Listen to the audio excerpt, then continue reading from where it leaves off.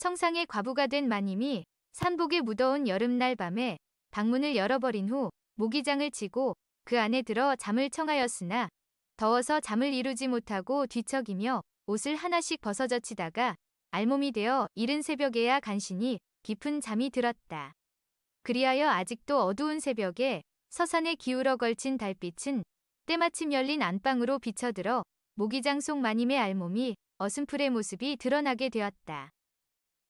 새벽잠을 깬 하인 돌쇠가 뒷간에 갔다 오다가 비껴드는 달빛에 비쳐 모기장 속에서 아른거리는 안방 마님의 알몸을 보고는 갑자기 끓어오르는 음심을 이기지 못하여 소리를 죽여 방 안에 들어가 모기장을 살그머니 쳐들고 바지춤을 내린 다음 약물을 꺼낸 후 엎드려 마님의 음호에 들이밀고 진퇴를 계속하니 깊은 잠에 취한 마님이 같이 끌어안고 마주 몸부림을 치다가 퍼뜩 잠이 깨며 정신이 들어 웬 놈이냐 하고 일갈하니 돌쇠가 놀라 바지춤을 부여잡고 일어나 달아나려고 모기장을 쳐드는데 마님이 언뜻 보니 바로 하인 돌쇠였다. 이에 마님이 벌떡 일어나 앉아 돌쇠의 바지 가랑이를 힘껏 부여잡고 내 이놈 돌쇠야. 넣는 죄도 크거니와 빼는 죄는 더 크다는 것을 모르느냐 하고 나지막하되 위엄을 갖춘 준엄한 목소리로 방사를 계속하여 줄 것을 애원하였다.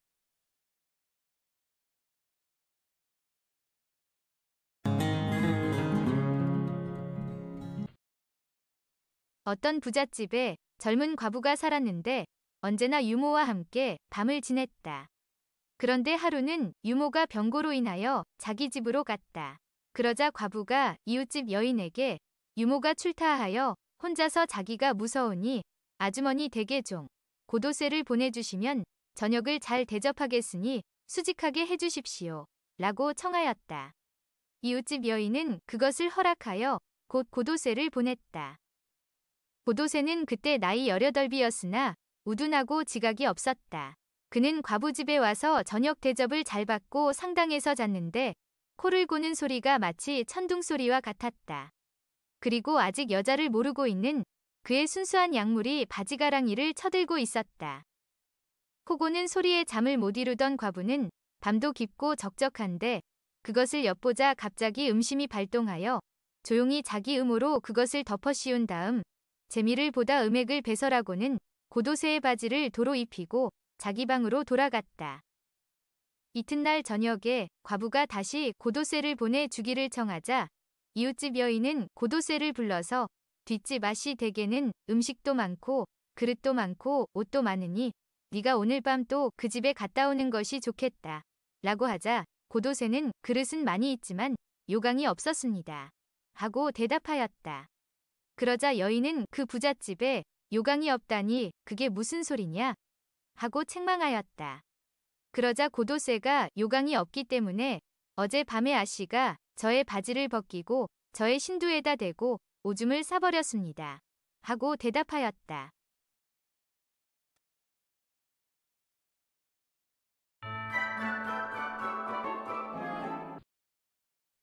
한 행상이 어느 민가에서 하룻밤을 묵게 되었다. 밤중이 되자 주인 부부가 교접을 하는 환성이 들려와서 행상이 주인에게 지금 하고 있는 일이 무엇이요? 하고 물었다. 그러자 주인이 소리를 듣고 아시겠지만 지금 아내와 교접 중이요? 하고 대답하였다. 이에 행상은 가르쳐 주었다. 대체로 운후에는 두 가지의 격식이 있는데 그 하나는 깊이 넣고 오랫동안 교접함으로써 아내로 하여금 뼈가 녹게 하는 것이 상격이요. 또 하나는 격한 소리를 내면서 잠깐 동안의 방설을 하는 것인데 이것은 하격이요. 주인은 이 상격과 하격을 잘 아셔야 하오. 행상의 이 말은 여인의 마음속에 깊이 새겨졌다. 그래서 여인은 한 꾀를 생각해내어 잠을 자다가 꿈에서 깨어난 듯이 남편에게 말했다. 여보, 내가 꿈을 꾸었는데 우리 조 밭에 멧돼지가 들어와 조를 마구 뜯어먹고 있어요. 만일 그 조를 다 잃게 되면 어떻게 안심하고 살아갈 수 있겠소? 어서 빨리 가서 멧돼지를 지키시오. 남편은 그 말을 믿고 허리에 화살을 차고 활을 들고 뛰어나갔다. 그러자 여인은 행상을 불러들여 뼈를 녹여주는 사람을 내 어떻게 그냥 보내겠소? 어디 뼈 한번 녹여주시오. 하고 애교를 부리니 드디어 여인이 바라던 대로 그 환정이 극에 달하게 되었다.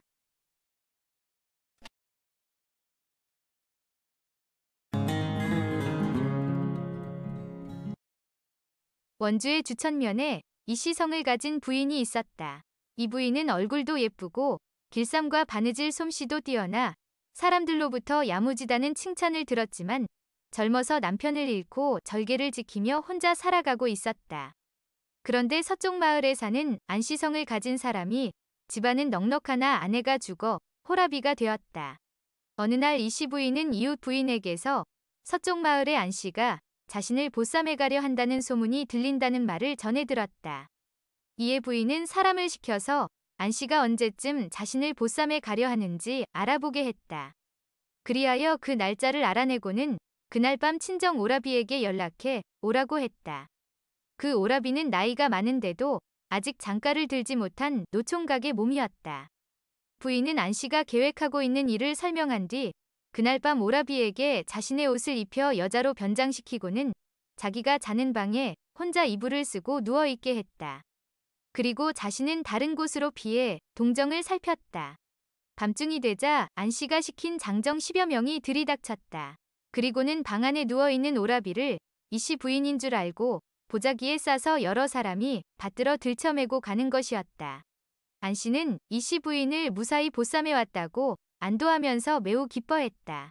그리고는 이씨 부인이 놀라서 떨고 있을 거라고 생각하여 아직 시집을 안 가고 노처녀로 있는 자신의 여동생과 첫날 밤을 보내도록 배려해 주었다.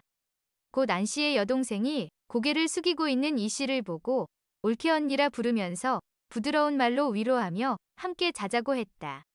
이에 이씨는 계속 고개를 숙이고 두려워하는 척하면서 아무 말도 하지 않은 채 불을 끄고 한 이불 속으로 들어갔다. 이때 노총각 이씨는 곧 옷을 벗고 안씨의 여동생을 끌어안아 옷을 벗기니 이 상황에서 여인은 뭐라고 반항을 해도 소용없다는 것을 알고 가만히 있었다. 곧 이씨는 자신의 신분과 노총각이라는 것을 밝히고 첫날 밤을 아늑하게 보냈다. 이튿날 아침 속았다는 사실을 알고 안씨는 후회하며 한탄을 했지만 어쩔 수 없는 일인지라 곧 자신의 누이 동생을 이씨와 혼인시켜 주었다. 그리하여 이씨 부인은 정절을 지키면서 잘 살았더라 한다.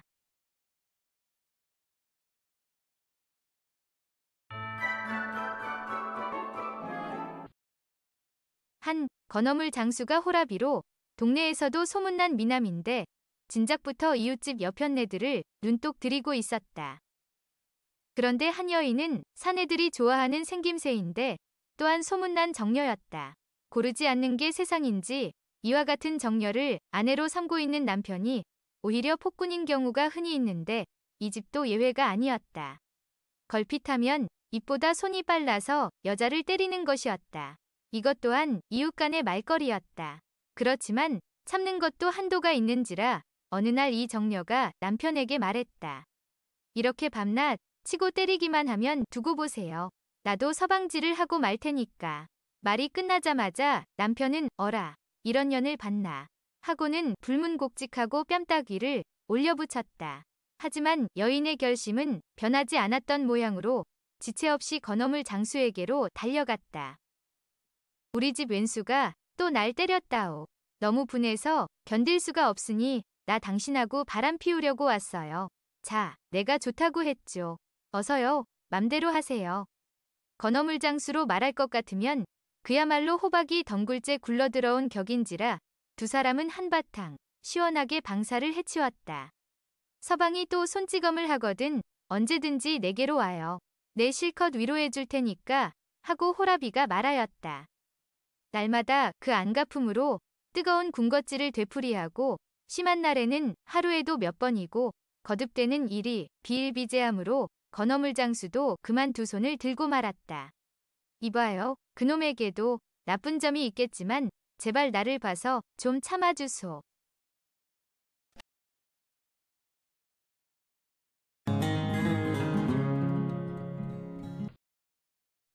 시집 온 지 열흘 만에 남편을 잃고 10년 가까이 수절해온 젊은 과부가 무슨 까닭인지 자꾸만 몸이 쇠약해져 갔다. 그래서 어느 날 과부는 이웃 동네에 있는 의원을 찾아갔다. 위원은 진맥을 해보더니 무슨 짐작이 갔던지 임자의 병은 조용히 치료해야 할 병이라서 내일 내가 임자네 집으로 가서 고쳐드리리다. 이튿날 의원은 과부네 집으로 찾아갔다. 그리고 다시 진맥을 해본다고 과부의 몸을 구석구석 주무르고는 이거 증세가 심상치 않은 걸 아무래도 아래를 보아야 할 병이니 부끄러워 말고 옷을 벗으시오. 여기서 부끄럽다고 옷을 벗지 않으면 앞으로 한 달을 못 넘기고 죽으리다. 아이고, 원님 제발 살려주세요. 암만 그러니 어서 내가 시키는 대로 하게. 과부는 할 수 없이 부끄러움을 참고 치마와 속옷을 벗었다. 그러자 의원은 무릎을 탁 치며 말했다. 이제야 알았소. 그 때문에 병이 났군. 임자는 그 길이 두리군 그래. 이러니 몸의 온기가 새어버리지 않을 턱이 있나. 아무래도 큰 길을 막아야겠는걸. 내 막아주리다. 의원은 천연덕스럽게 괴춤을 풀고 약물을 꺼내 과부의 길을 막기 시작했다. 과부는 죽는다는 소리에 두말 없이 의원 말에 따랐다. 의원은 그날부터 날마다 과부의 길을 막으러 다녔다. 치료한 보람이 있었던지 과부는 혈색이 좋아지고 필경엔 배가 불러갔다. 이웃 여편네들이 까닭을 묻자 과부는 아랫마을 의원이 바람이 새는 길을 틀어막아 주시기 때문에 몸에 온기가 모여서 이렇게 됐어요. 라고 자랑하였다.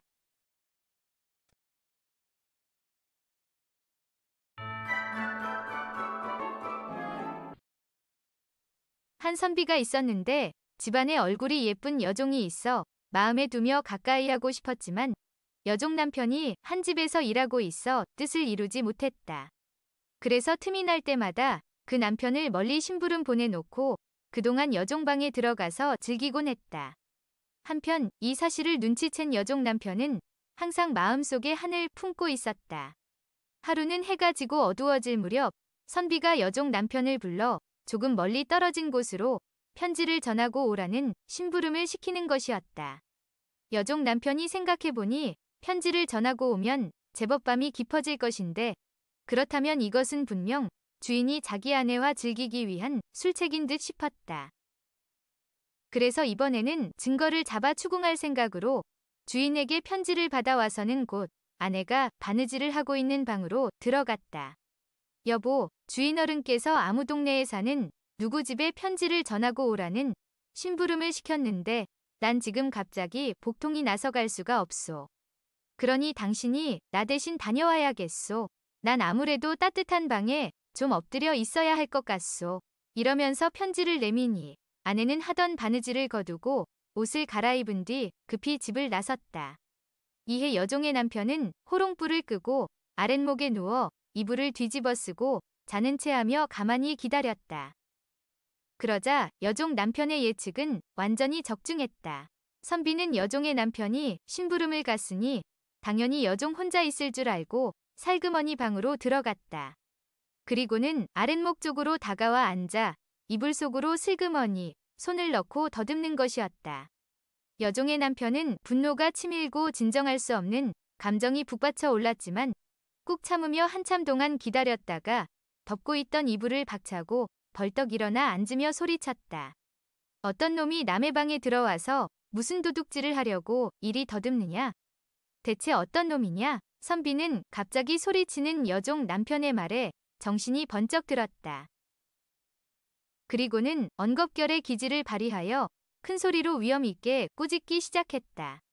내 이놈, 이 무슨 짓이냐? 내가 편지를 전하라고 시켰거늘 내 처를 대신 보내놓고 이렇게 드러누워 주인을 기만하느냐? 내전에도 내 놈이 속이는 줄 알고 있었기에 오늘 작정을 하고 적발하려 했는데 그야말로 딱 걸려들었구나. 내 이번에는 내 놈의 그 앙큼한 버릇을 단단히 고쳐놓겠노라. 선비는 이렇게 소리치면서 손으로 때리고 발로 차니 여종 남편은 아무 말도 못하고 얻어맞으면서 애걸하는 것이었다. 그게 아니옵니다. 주인 어른. 소인 갑자기 복통이 나서 부득이 심부름을 갈 수 없게 되자 소인의 처를 대신 시킨 것이옵니다. 소인의 죄를 용서해 주옵소서. 이놈아, 그러면 나에게 이야기하고 허락을 얻어야 하거늘 내 놈 마음대로 했단 말이냐? 오늘은 특별히 용서하니 이후에 또다시 그런 일이 있으면 결코 용서하지 않으리라. 이리하여 여종의 남편은 주인의 간음 사실을 밝히려다가 도리어 낭패를 당하고 서러워했다.